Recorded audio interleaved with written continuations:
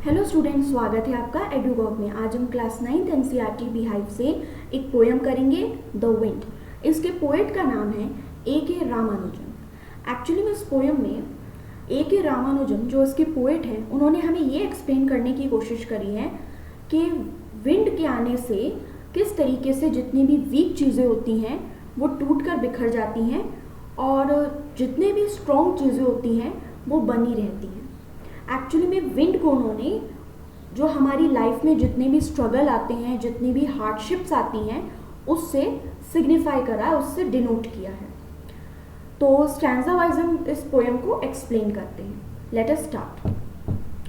Wind comes softly, don't break the shutters of the windows, don't scatter the papers, don't throw down the books on the shelf. There, look what you did.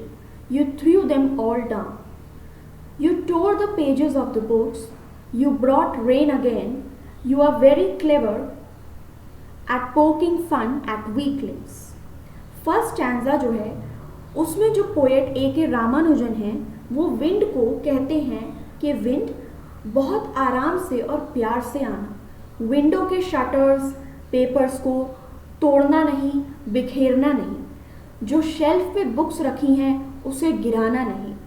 There look what you did, वो wind को बोलते हैं देखो तुमने क्या किया, तुमने सब चीज़ों को नीचे गिरा दिया।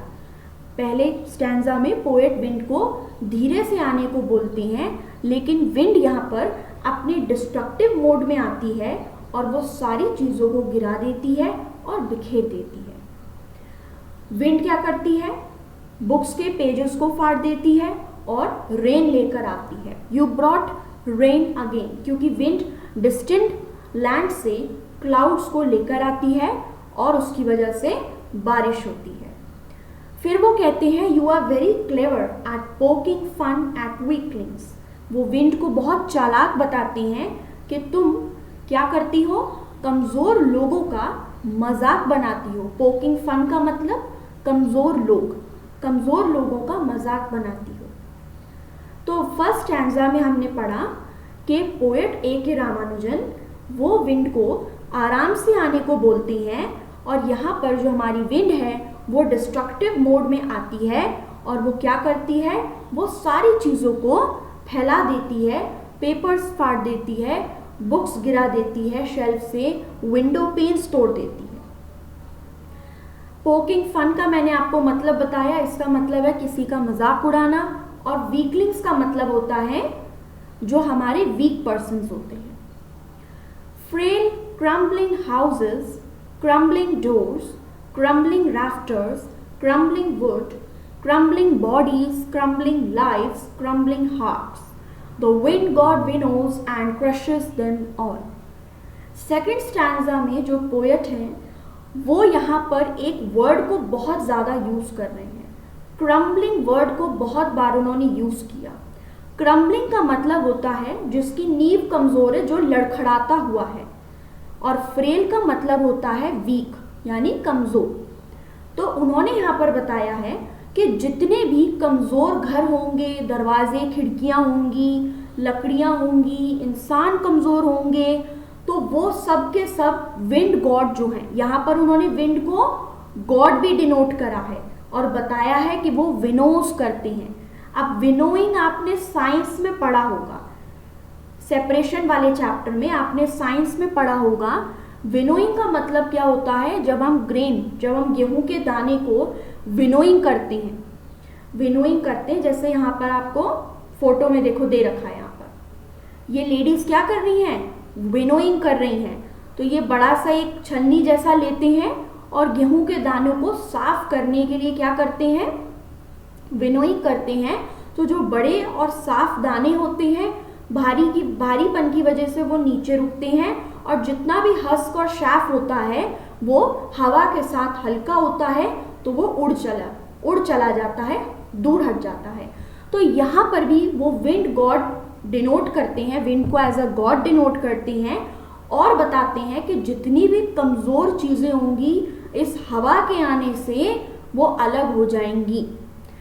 यहाँ पर उनका मतलब मेन मैसेज क्या है पोएम का, इस स्टैंजा के जरिए जो पोएट रामानुजन हैं वो बताते हैं कि जब भी हमारी लाइफ में कोई स्ट्रगल आता है, हार्डशिप्स आती हैं, तो जो कमज़ोर लोग होते हैं वो घुटने टेक देते हैं, और जो स्ट्रॉन्ग माइंड वाले होते हैं, उनका डिटर्मिनेशन है, पॉजिटिव एटीट्यूड रखते हैं, वो अब क्या करते हैं, वो घुटने नहीं टेकते, वो कोई ना कोई नया रास्ता बना लेते हैं, वो कभी भी ऑड सिचुएशन आने पर हार नहीं मानते।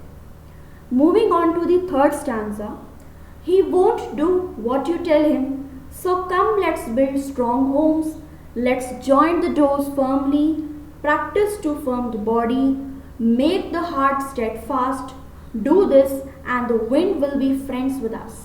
The wind blows out weak fires, he makes strong fires roar and flourish.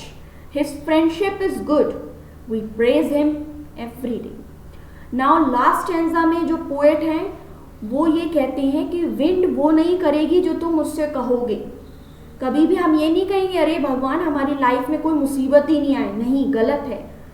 लेकिन हम क्या करते हैं, अगर हमारी लाइफ में कोई भी ऑड सिचुएशंस आती हैं तो हम अपने आप को मजबूत करने की कोशिश करते हैं, ना कि हम ये कहेंगे कि कभी हमारी लाइफ में कुछ मुसीबत ही नहीं आए, और ऐसा हो भी नहीं सकता।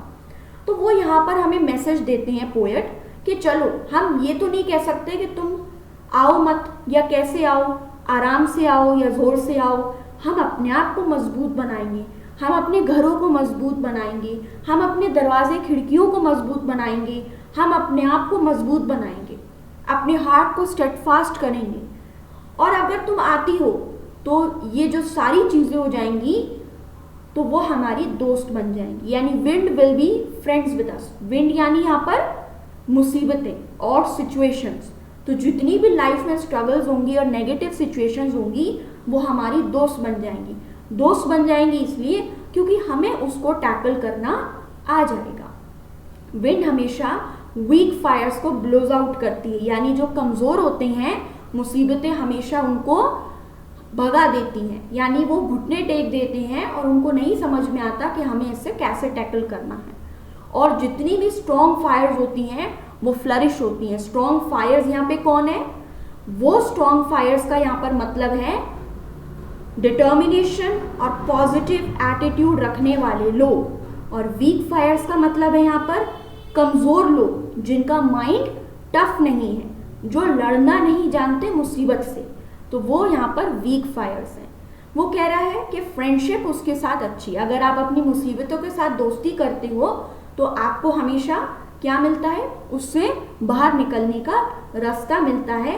We praise him every day.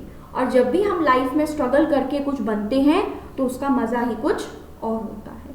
तो यहाँ जो अगर मैं आपको पूरी पोएम का जिस्ट दूँ तो जो पोएट रामानुजम है वो उन्होंने विंड को एक डिस्ट्रक्टिव बताया है, और बताया है कि किस तरीके से जब विंड आती है तो एज मतलब विंड को पर्सोनिफाई करा है हमारी लाइफ की स्ट्रगलिंग जितनी भी सिचुएशंस होती हैं उसके साथ। और जो वीक लोग होते हैं वो उससे टूट जाते हैं, और जो हमारे स्ट्रॉन्ग लोग होते हैं, पॉजिटिव एटीट्यूड वाले लोग होते हैं, वो निखर कर कुछ और बन जाते हैं।